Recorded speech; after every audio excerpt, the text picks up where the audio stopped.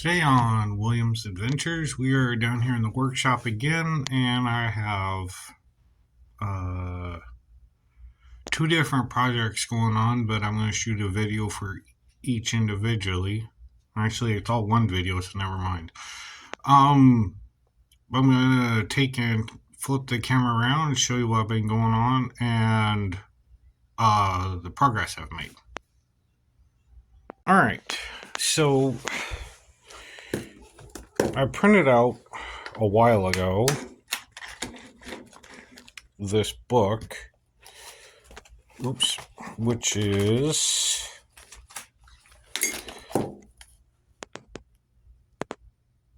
it's a second edition or 1.5, whatever. I printed this out, but one of the things I loved in here was the What We Face in Dreams adventure. So, as you can see here,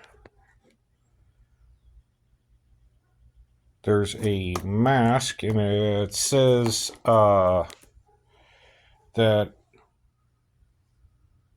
it's about 12 feet tall, 20 feet above the water in a pool, and there's listed seven different swords here. And it's basically a floating mask that talks to you the adventures. So what I did, because it floats above a pool of water, is I took a sheet of glass, as you can see here, and I painted it a base color, and then I took hot glue and hot glued circles around here to look like waves. I still got to paint those. And then I'm going to have a wall that runs along this edge here, like a little wall, and a stone block over here. There's going to be some walls here with greenery in here.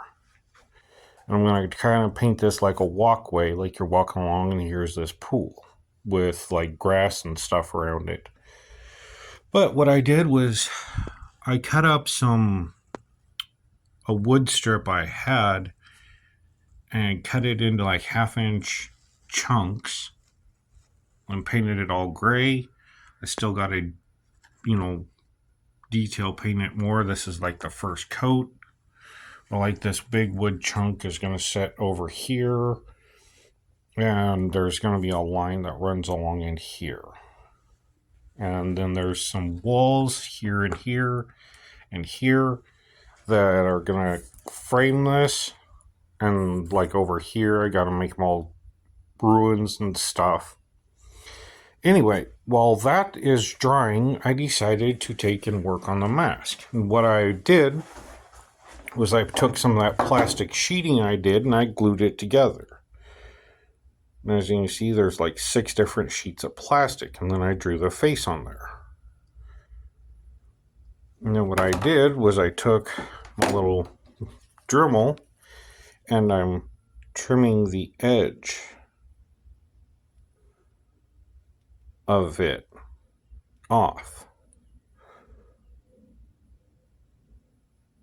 I'm probably going to cut over here and along here so I don't have to Dremel as much. And then kind of make it 3-dimensional.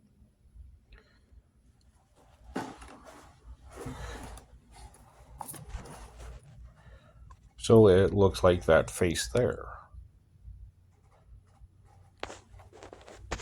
And then the 7 swords I took and drew out on balsa wood. And I still have to cut those out, paint them up, and detail them. But then what's going to happen is once I have this all primed up and detailed, it's going to float above here with like the 7 swords surrounding it, which also float. I want to take and have them at an angle from the base layer. I wanted to show you what I've been going on. so you can actually see this once I'm done detailing it out. And you can see here I've already started dremeling this. I cut this edge here, and then, you know, obviously I'm going to have to take and prime it and paint it and 3D detail it out. That's why I made it so thick. Like, for example, the nose here, it's going to be the farthest part, and I'm going to take and try to detail it so it looks like an actual nose sticking out. And then curving back into the forehead right here with the eyeballs. But that's kind of the project I got going on right now. And you can see what I got going on so far. Alright, well, we're back here, down here in the shop again. This is for the mask I created. Remember I talked about the plastic with the clear with the wood stick. But what I've done, well, to finish this up, is I painted up basically some swords and daggers, because one of them is a dagger, and then glued them the way I wanted. As you can see, they're at an angle.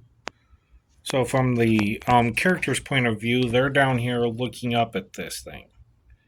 There's going to be floating swords around it at an angle, because I think that looks cool. So hopefully we'll be able to take and get to this in game one here in the near future. Alright, well, thank you for joining me today on William's Adventures, and let's go on an adventure and create something new.